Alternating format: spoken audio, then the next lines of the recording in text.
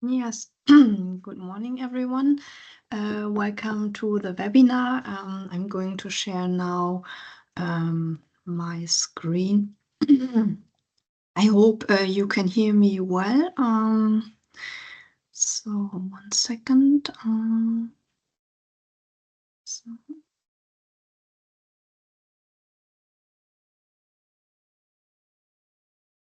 Okay.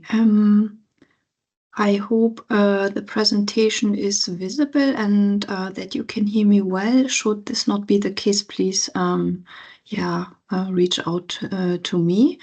So once again, good morning from Germany and then good afternoon to Australia. I'm very happy to have you here.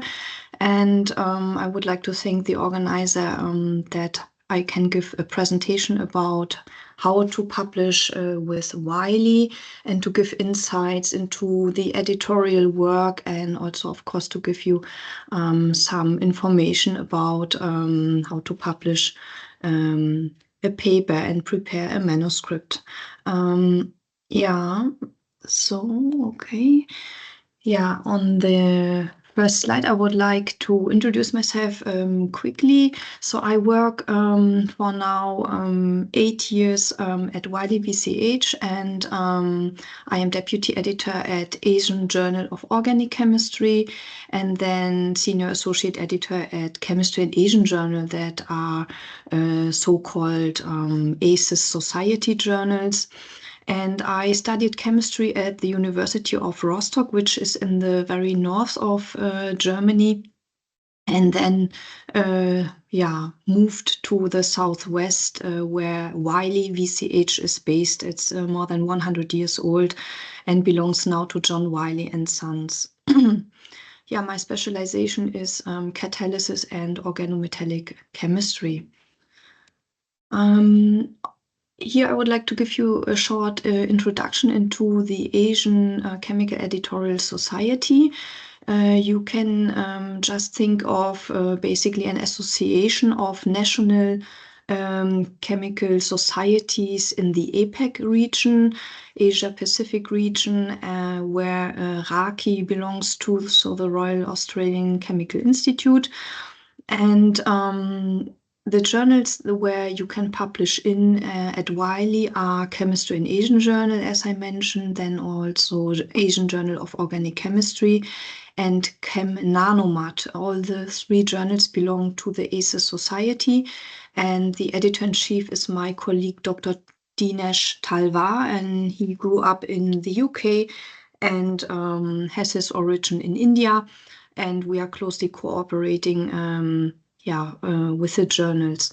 And of course, there are also European chemical editorial societies and the respective journals where you can also publish in. But here the advantage is to publish in the with the ACES journals that RACI will receive royalties if Australian authors publish in our journals, and they will get also support for any activities that are run. And in addition, the ACES Societies is supporting also awards, such as the annual award is the ACES RACI Early Career Researcher Award. And this is like a call for papers. If you are interested to publish with us, you can always contact us, and at the end of the presentation I will give you also my private email address of Wiley. For our Wiley Australia connections, just a little overview. We have an editorial board with Lara Mellons and Mike Sherburn, for example, at Asian Journal of Organic Chemistry, and then Elizabeth New and Run Tsang at Chemistry and Asian Journal. And in the past 5 years up to now, we received from Australian chemists around 3,800 papers, of which most of them went to the more broader chemistry journal, which is Chemistry in Asian Journal, and about 40% were published at Asian Journal of Organic Chemistry. And yeah, the number of published articles was reached a peak in 2022, probably also because of COVID, writing activities at home, and now it's a bit in decline, but we are confident that the numbers will rise again. Yeah, for the editor's mission, so we help the authors disseminate the best version possible of the manuscript, which clearly reflects the results of their research and highlights its scientific value. And in addition, we also support initiatives for diversity in science, gender equity, and we also promote early career researchers and open science. What does it mean? We have, for instance, an editorial board for early career researchers. If you are interested to join, you can always reach out to us. Also, the supervisors can give us suggestions. And of course, our editorial boards often reflect gender balance and also regional balance and topical balance, you know, from all parts of chemistry, sorry. Yeah, now how to write a paper. I would like to start with what does the editor want to publish. Of course, in general, a good story. And this means, if we refer to science, that the manuscript should be scientifically sound, and that there is also a significant contribution to the literature in the specific area of research. And of course, when we think of the readers, it should be interesting to the reader and relevant also.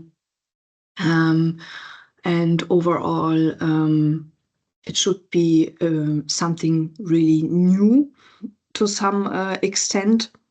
And yeah, the paper should also adhere to the ethical guidelines, which is very important when we check the manuscript at the very beginning.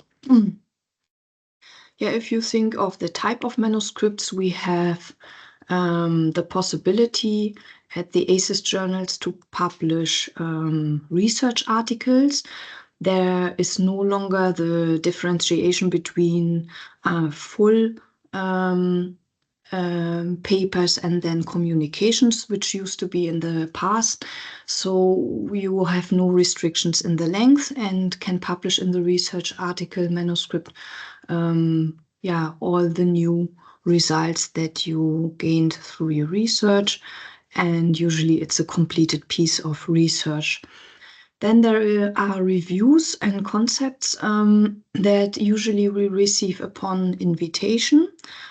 So what we do as editors, we look into literature and see if there is a gap of topics probably that would be worth to be summarized. And reviews usually do not introduce new informations and can be of different lengths. So either mini reviews or yeah, longer reviews that have probably 25 or even 30 pages.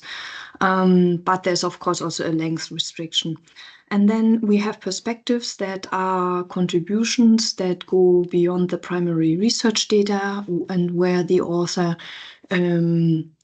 present a forum for different opinions about the current research. Yeah, what we recommend is to check the author guidelines for any publication prior to submissions. The author guidelines you can find on the website, and there you can see which article types are okay at the journals and which ones maybe are not supported.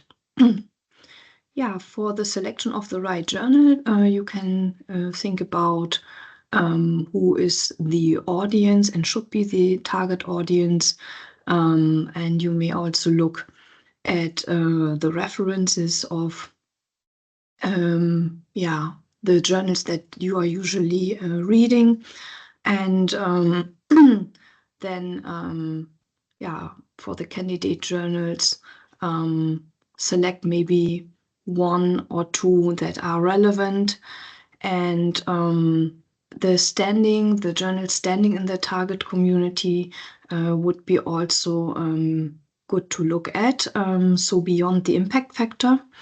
And there is also another, I would say, measure of the impact of a journal that is the so-called quartile that I did not put down here. And importantly, AJOC, so the Asian Journal of Organic Chemistry, now went into quartile 1, which is really nice because it's the highest quartile and represents the importance of the journal within the organic chemistry community. And this can be called a prestigious journal. And then if you decide on a suitable journal, you should then, of course, first try to submit to that journal and not send parallel the manuscript to other journals, because in case of acceptance, there may be then some trouble. And for the selection of the right journal, you may also consider the format, the publication times that are visible or can be asked by sending an email to the editor, and then whether the journal is a subscription-based or open access journal. Autumn will later talk about in more detail about open access publishing. And then there are, of course, policies with respect to the copyright, how to acknowledge the use of graphics in the paper that come from other sources. Then there are policies regarding the publication in digital repositories, previous publications, and then, of course, the open data accessibility. And then you may have heard about predator journals that also exist. And here is a link that you can use to check if the journal is a good journal to publish in on the left-hand side. And then there is here a QR code on the right-hand side where you can find a suitable journal by entering your abstract and also your title. So when you get ready to start writing your manuscript, it's very important to think about the search engine optimization to make your paper and work visible, of course. So there we have to think about suitable keywords that should be somehow mentioned in different areas and repeated throughout the manuscript. Of course, it's important to have a smart title that must be descriptive and ideally incorporate maybe 1 or 2 or 3 key words. And for the abstract, there you would, of course, then also repeat some of the keywords and express the main findings. And then it's very important to build also links, so in your reference list that you incorporate citations that lead to relevant papers in the field of your research and that support also the results of your paper. And more information can be found here on the QR code. As far as Hannah, the organizer, has said, we will share the presentation, so you will be able then to check all the links also after my presentation. And for the keyword best practices, You may also try to use Google to see when you enter the keywords what will come out as typical results, for instance, of research papers. And the keywords should be, as I mentioned, used already in the title, in the abstract, probably also in the subheadings, and then in the so-called keywords field that will be found at the end of each manuscript. Yeah, and when you think about keywords, it would be good to keep them short and also not too specialized. For instance, we would not use long names, compound names, but rather maybe shorten the words down to the compound class, for example. Then the analysis methods could be mentioned as keywords, type of reaction, whether it is catalysis or something else. Yeah, and here also Wiley provides many tools online to support you in the preparation of the manuscript.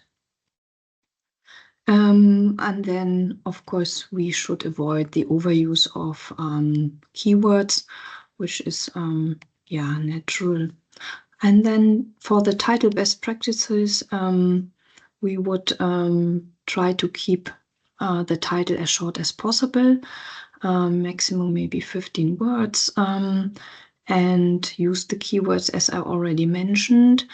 And the importance is in the title, should it be longer, to place the main information at the very beginning. For instance, if your paper is focusing on the synthesis of a compound class, and then in addition, in the manuscript, there is some application presented in different areas and analysis, deep analysis of the compounds and reactions. We would put the synthesis part maybe at the very beginning, and then we can finish with a colon and then get more specific in the last part of the title what the paper is presenting. And the reason is that Google only displays, the first 40 to 60 characters of a title, and the rest will be the meta description length, where usually the abstract of a paper is presented in the Google research search results. Abbreviation should be avoided in the title and ideally introduced for the first time in the introduction, and longer, I would say, filling words such as involvement of, evidence of, would be also avoided. But it's very difficult, of course, to find the right words. But we should always think about synonyms that we could use instead of longer words or verbs. For the abstract practices, we should mention the key points of your research in simple language. Then place the essential findings first. And maybe in maximum 10 sentences, ideally maybe 5, I would say, it would be good to write maybe one sentence in which you present the motivation of your work and why this research was done. Then to present the research aims and methods. So you could mention special analysis methods that are not, I would say, routine methods such as NMR, unless it is a special NMR technique. And yeah, to say and state why the findings are valuable for and in your field. Yeah, for the rules of writing, to keep it simple, here we have written down, have something to say it, and stop when you have said it. This reflects very well that we should not get into details unless it is really necessary. and to keep also a red line, you know, where you go along in your manuscript. Then for your manuscript in general, when you write the paper, first of all, before I go into detail on this slide, I would suggest you to start maybe with tables and graphics that you already prepared, maybe used already in some presentations. And then you write along the text to explain what is shown in the key graphical material and tables. And then afterwards, you will think of how to write the abstract and the title and probably also the keywords. Because once you have written the main part, then it's probably more clear for you what is the red line of your paper and what you are concentrating on in your manuscript. Yeah, for the paper, so it's very important, of course, to mention the objective, as I said, that usually you could include already in the abstract. Then the hypothesis, if it's clearly formulated. If not in the paper, it's of course very important to provide a cover letter in which also you can present the hypothesis to inform the editor about the relevance of your paper in key points. Then are the experimental data sound, and is there a significant scientific advancement of the results? And another point is when you read through your paper, are all the conclusions logically and also complete, or is there anything that you may need to provide to support your results? This could be references, experimental data, or also reference to your own papers from the past. Then in general, if you think about, again, the title, abstract, introduction, and graphics, I think I mostly mentioned already most of the points for the graphics. These should be good quality images where ideally you would use the same font type and also font size. Then it's also important to think about copyright permissions, especially if you write a review, that you will get from the publisher the copyright permission for using the graphics. For the introduction, that I would usually write after you wrote down the main part. It's important there to give some background about the topic you are presenting, and focus there, of course, on only relevant and selective references. Try to avoid, of course, to oversight your own papers or maybe regionally or by journal, because we used to see often submissions in which authors only focus on special journals or only on their own papers, which will be cited, or then also regionally, that there is not a balance. So unless it is a specific topic from one author from one region, I would try to, of course, balance regionally and from the journal the citations. And in the introduction, you should also, of course, then mention the research question, maybe the challenges and the scope, and then focus also on the scientific relevance of the topic. Yeah, we have here also a QR code that leads to how to get published guide that is also very interesting and helpful to use. And for the submission process, we have formal guidelines and also ethical guidelines. As I said, also for the author guidelines, you can find them on the website of each Wiley journal.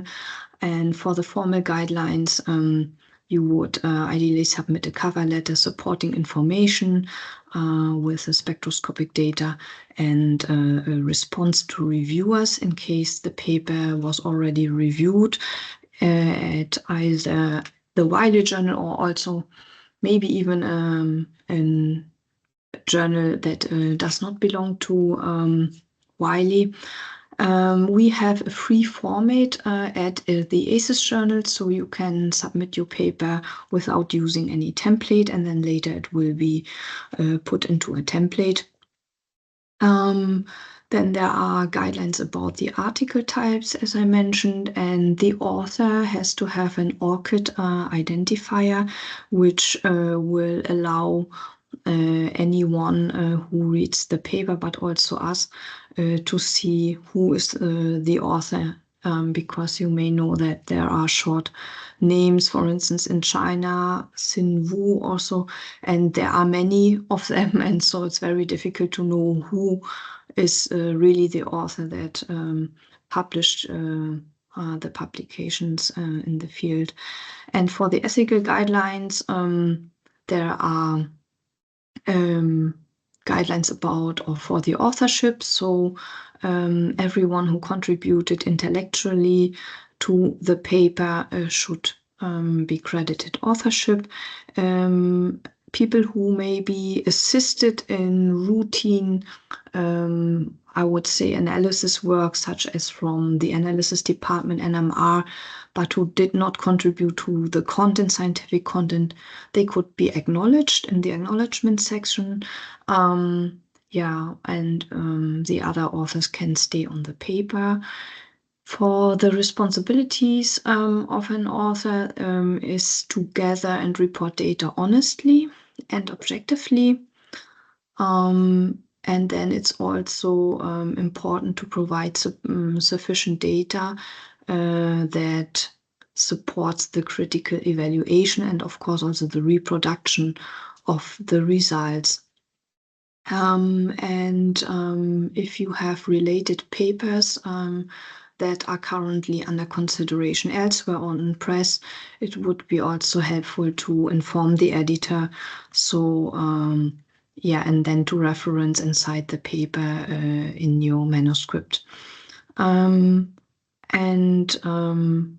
general, for the reference list, it's also important to cite the relevant work and not to hide any related work, because this may have a negative then impact on the pre-evaluation of the editor by the editor, who may directly reject the paper, or maybe the referees will find out, and if there is a significant overlap with reported literature and it was not mentioned, it may lead to the rejection of the paper. For the ethical guidelines here, we have also a QR code that you could consult the guidelines. There are also guidelines for the referees and also for the editors. So it's very interesting. It's not only for the author's side. For the cover letter, as I mentioned already, it would be good to state why the topic is important. Also, maybe to summarize the key results and the advances over previous work. And then maybe if you know why you picked the journal. Of course, sometimes it's difficult, to give a reason why exactly you are selecting our journal. And addressing the wrong editor, which can happen if you submit it before to another journal, or careless language would, of course, have a negative effect on the evaluation of the paper. But I have to say, even if authors do not submit a cover letter, if the paper is well prepared and relevant, we would, of course, send the paper out even without a cover letter, but it makes a good impression to write a cover letter and take your time for the preparation. How to reach peer review stage. So If there had been a previous submission to another journal, could be at the Wiley Journal, there are pre-existing, and if there are pre-existing reports, it would be good to submit a point-by-point response to the reviewer's comments and highlight any changes and additions to the manuscript. If this is done, the editor is also checking through Authenticate software if there is overlap with reported literature. And then we check duplicate publication. So we have a summary of all similar papers within Wiley so that we can see if the same paper by the same author with the same title and so on was submitted, at one of our Wiley journals. And then we check also for unjustified fragmentation. So, for instance, a paper that has similar, I would say, is a similar reaction of one compound class, but you change maybe in one paper the substitute and in the other paper as well, but all the rest, the optimization and so on, and red line is identical, then it would be a sign of, then it would be a sign of salami slicing, which of course we would not accept. Sorry, I'm moving forward. I was touching the pen. Okay. And then about the novelty, if the paper is novel enough, we would send it out for peer review. And we would also check if there is any text recycling. Here on the right-hand side, you can see the Authenticate report, which shows major overlap with reported literature. And in this case, of course, we would reject the paper. Another example here from the experimental section is not that bad because usually you cannot use other words to write characterization methods down or procedures. And so for the experimental part, usually we accept overlap. And sometimes also it can be completely taken from another paper, the experimental part, because maybe the reaction was run already similarly in another paper, but maybe the compound name is only different, and so it's okay, and we would accept such an overlap. Yeah, to summarize, we are looking at the topic of the paper, the results presented in the main section, all the data and the references that should be updated. But then on the other hand, also in general, we look at the structure of the paper, the storyline or red line, and the language and the graphics. We have also Wiley Languages Editing Service that you can consult if needed. Then for the peer review, this has the objective to ensure the integrity of the academic record. And here it's important to avoid technically deficient or irrelevant content that is going to be published. The interpretation of the results has to be verified through peer review by consulting experts in the field. It should also support the author to improve the quality of the publication. And there are different peer review models. Here at the ACES journals, we have the single blind peer review, which means that the authors do not know who the reviewers are, and the reviewers are aware of the author's identity after the reviewer takes the decision on the paper. Yeah, for the peer review process here, you can see that after a submission of the article, it will be assessed by the editor, then it can be directly rejected or sent to peer review. And after we receive the reports, it may be further peer reviewed in the case, for instance, of contrasting reports or insufficient reports. That means where we cannot really draw a conclusion from the report because maybe it does not tell us enough or it's not critical enough. So it depends on the case that we decide whether to send it out again or not, the paper. And after we evaluated the reviews, the paper could be rejected or sent to revision. And after the author submits the revision, it can be directly accepted again or sent out to peer review again. Yeah, after acceptance, the paper will go to production and then finally be published through further steps in between. For the assessment by the editor, so I already mentioned all the parts that we are going to check.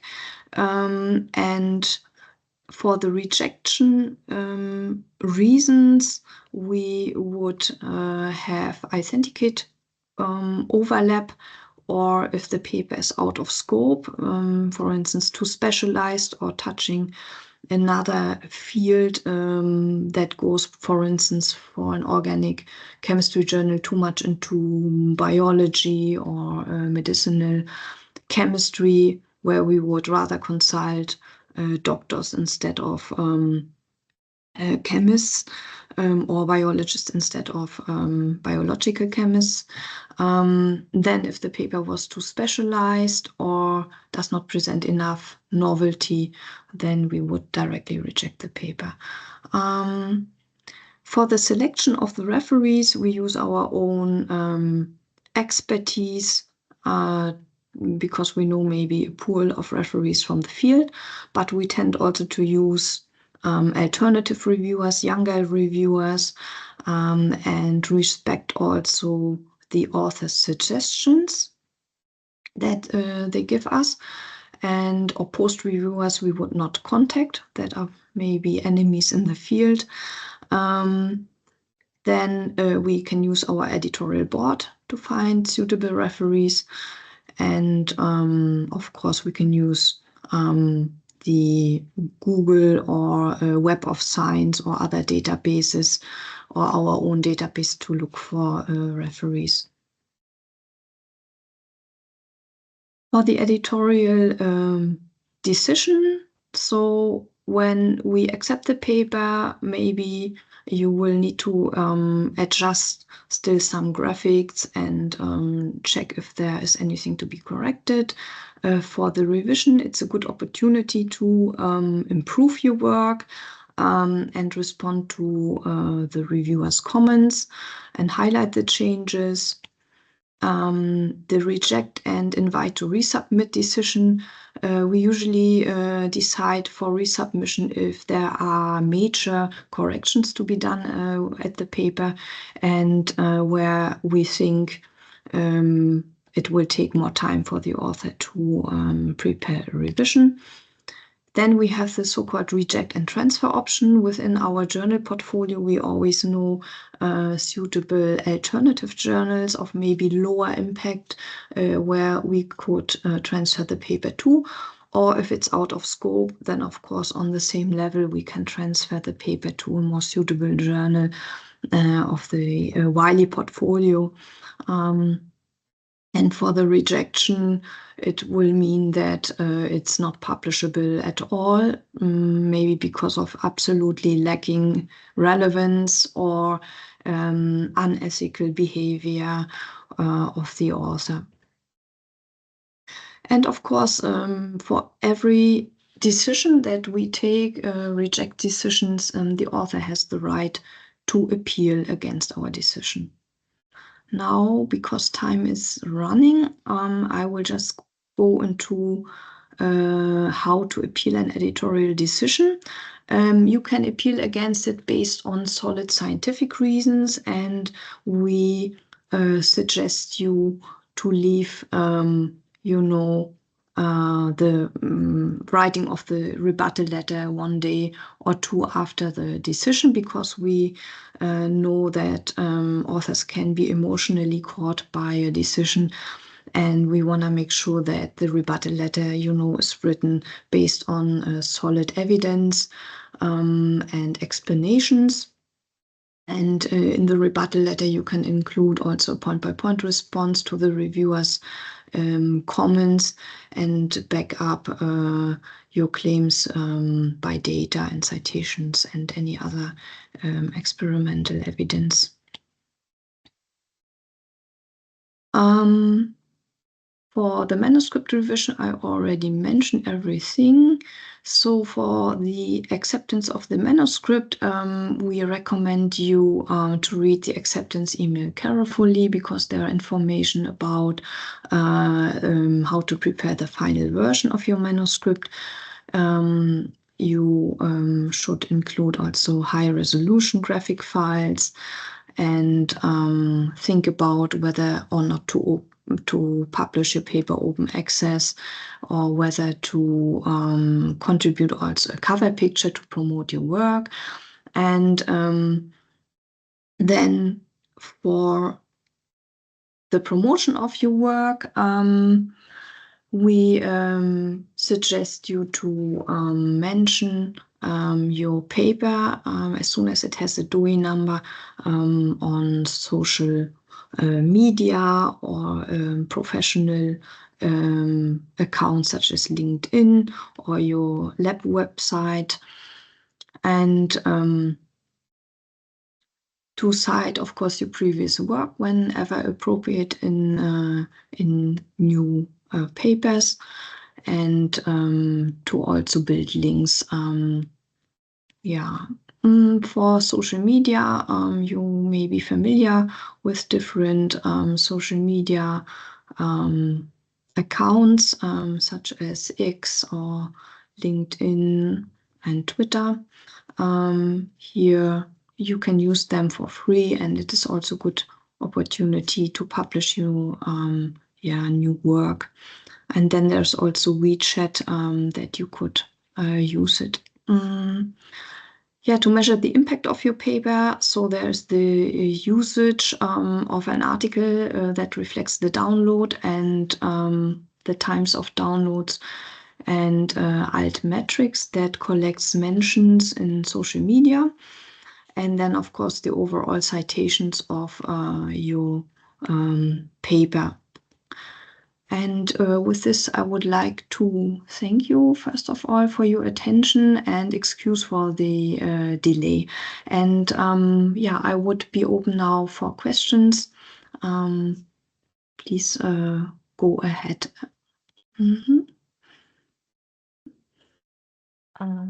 Thank you, Hannah and Dorothy. So I will share my screen. Give me a moment while I'll go over to that page. All right. Can everyone see my presentation slides?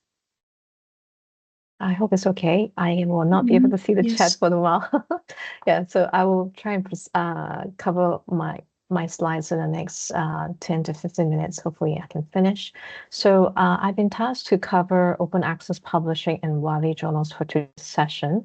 And my role is, so I'm a customer success manager for Wiley, and I work with a lot of consortiums and institutions across Asia Pacific to implement their transformational agreements with Wiley. So this is to allow authors who are seeking to publish open access apply for funding coverage from their institution per their agreements with Wiley itself.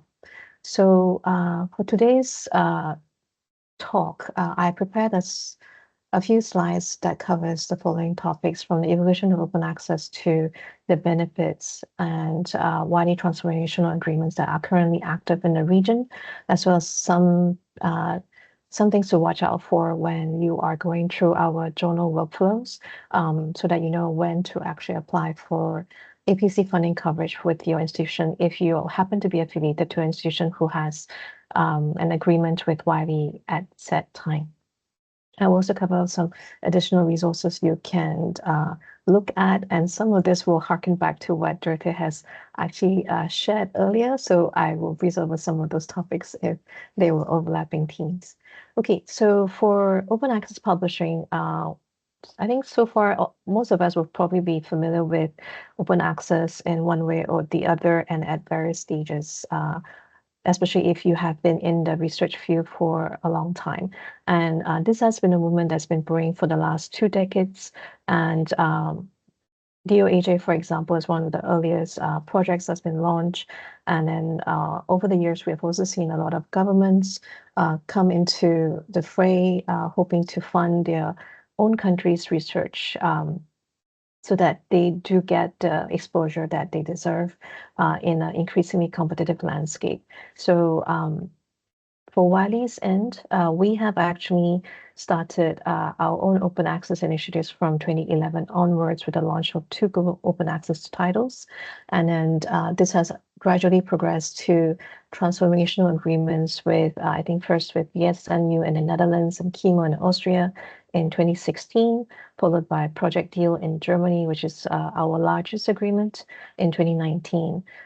GIST, for example, followed the year after. In Asia Pacific, we're seeing a lot of momentum happening in the last 2 to 3 years, specifically for CALL in Australia and New Zealand, followed by Justice in Japan, and then a lot of other countries across the world. So I think to date, as of today's updates to this deck of presentation slides, we have about 103 transformational agreements across the world and crossing different geographic regions as well, and over 600 open access journals in our portfolio. So quite a lot to choose from if you happen to be a researcher who is interested in publishing open access with Wiley. So from a researcher's perspective, of course, if you are looking to publish open access, we all know that there are benefits to doing so. One of which would be to increase the visibility of your own research and disable any embargo that may be preventing your research from being viewed by more of your peers. If you happen to be funded by certain funders and institutions that have open access mandates, hopefully these opportunities will help you also to comply with those agreements.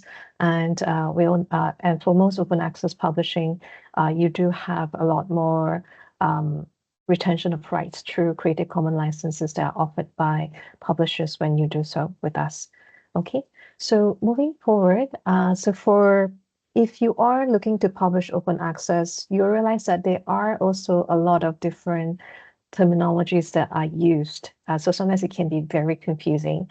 But what's important, I think, for any researcher who's looking to publish their articles in journals right now would be to recognize that there are gold open access journals and also green open access policies.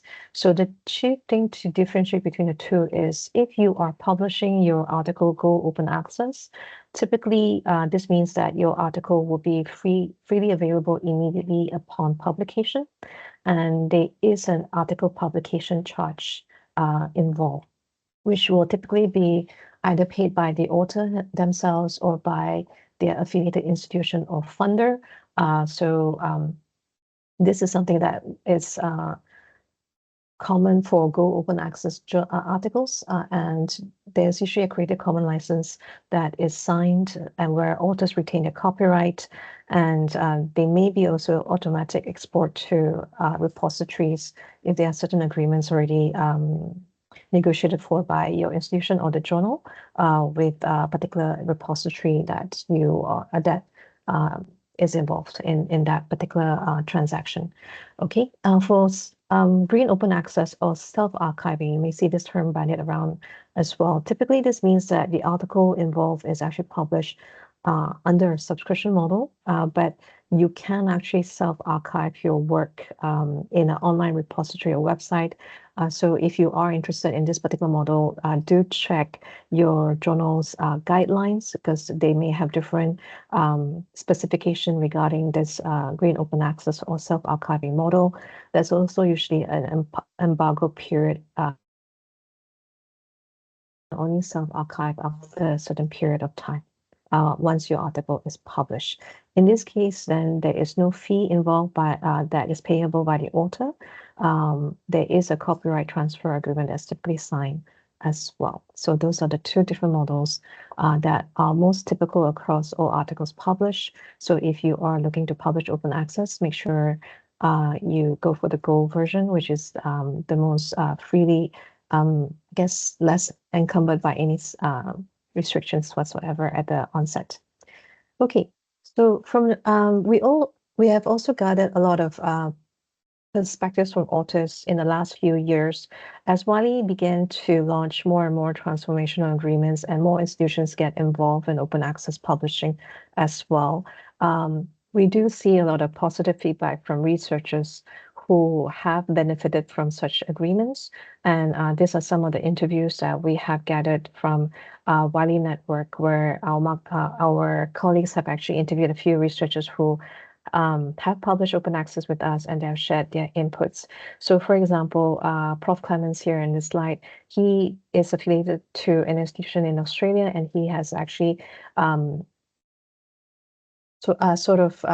very positive about the CALL agreement, where it did allow him to publish his work open access and also allow his peers to actually access his work as well upon publication. So it does help a lot of the discourse, research discourse in his particular field and also in said region as well.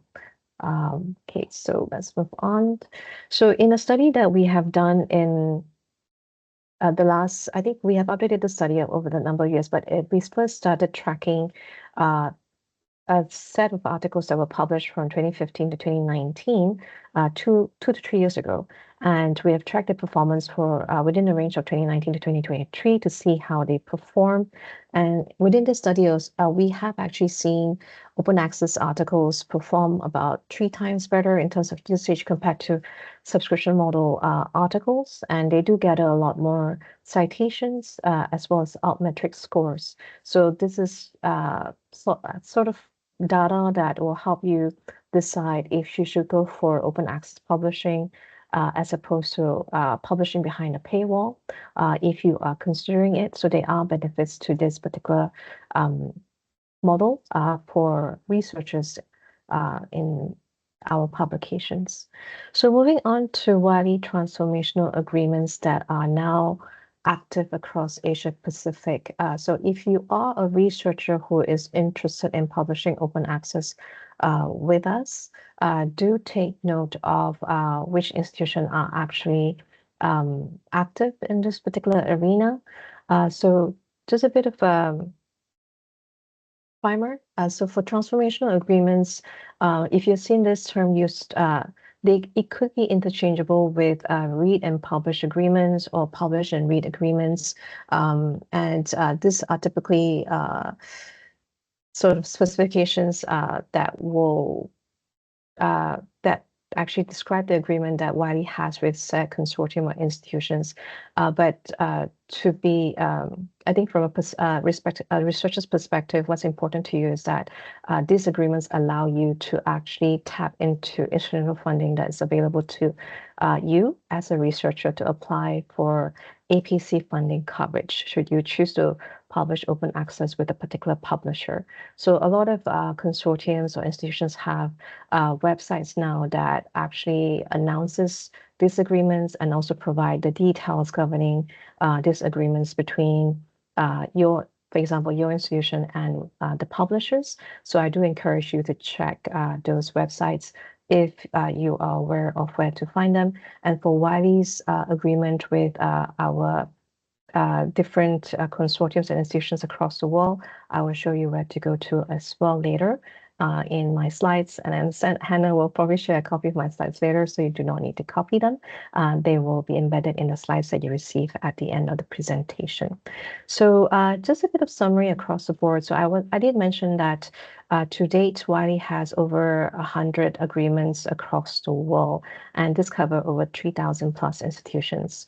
And this is a sort of a geographic summary where you can see the concentration of agreements and also institutions. So the number of agreements doesn't really denote doesn't really correspond to the number of institutions, because there are some agreements where it's actually country-wide, which means it covers a lot of institutions in one go. But there are also a lot of agreements that are standalone institutions. So it could be University A with has an agreement with Wiley, or it could be Consortium B that has an agreement with Wiley that covers, let's say, 500 institutions. So the institutions that are covered across the board could be different, but do take note of where, and you can always check with your institution, especially particularly your library, your institution's library, to see if they do have an active agreement with any publisher. Should you be interested in publishing open access with said publishers?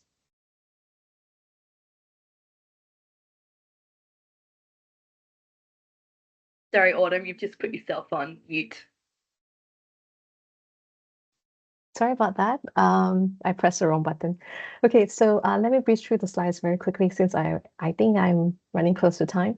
So for Wiley itself as well, in the Asia Pacific region, there are about 18 agreements across the whole continent. So if you look at this list, there are a lot of consortiums and standalone institutions involved, and each agreement will have different coverages as well.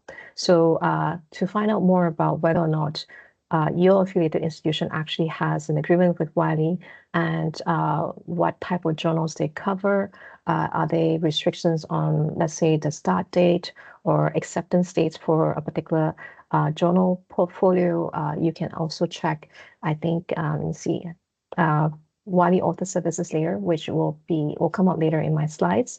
And yeah, you can actually use that as a primer to decide whether or not you can apply for coverage and help you in publishing your article open access with us.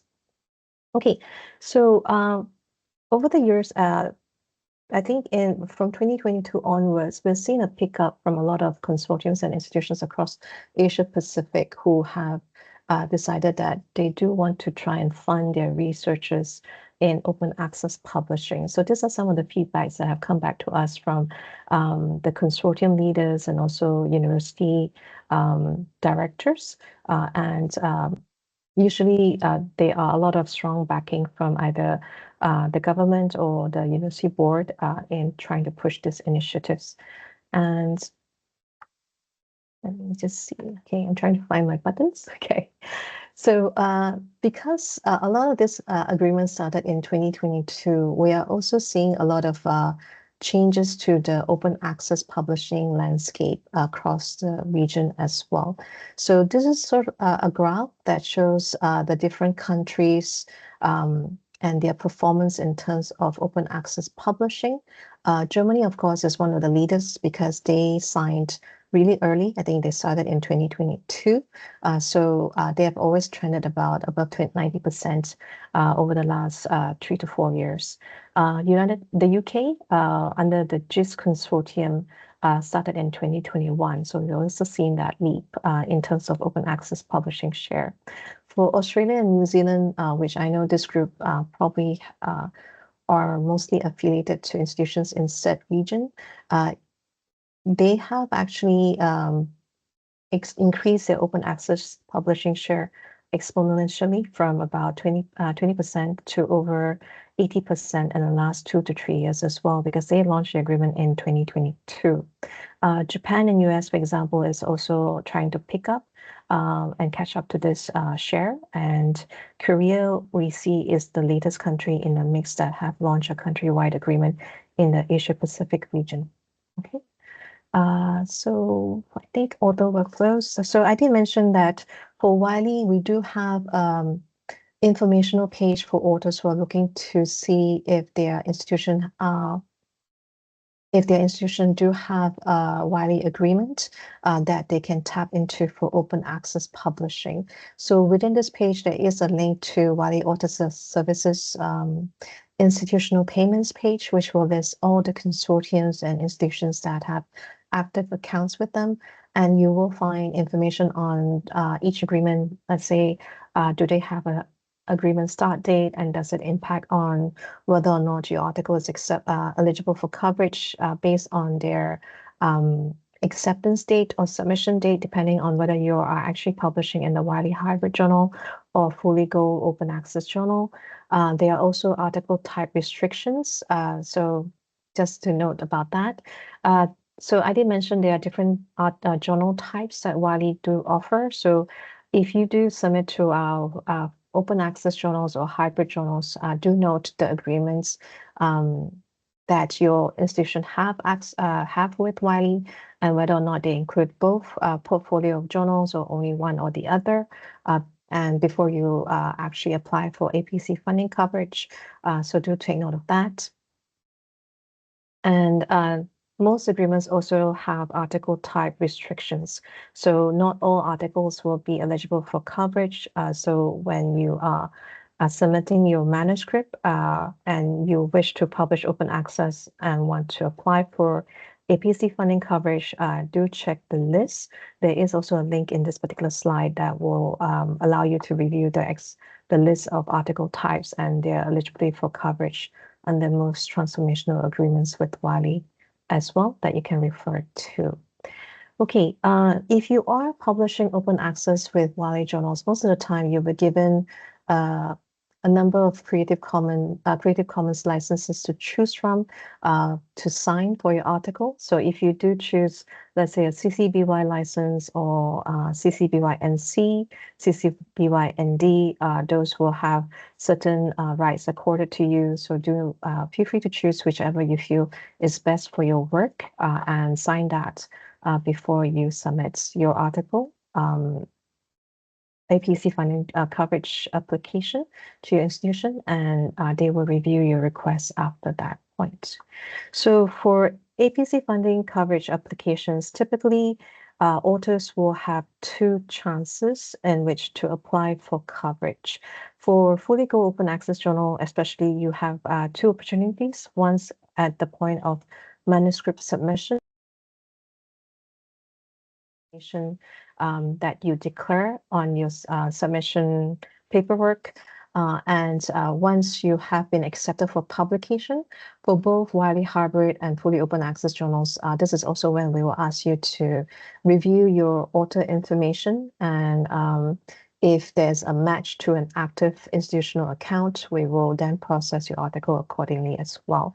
So in all instances, always make sure that you are the responsible corresponding author for your article and you declare your institutional affiliation correctly.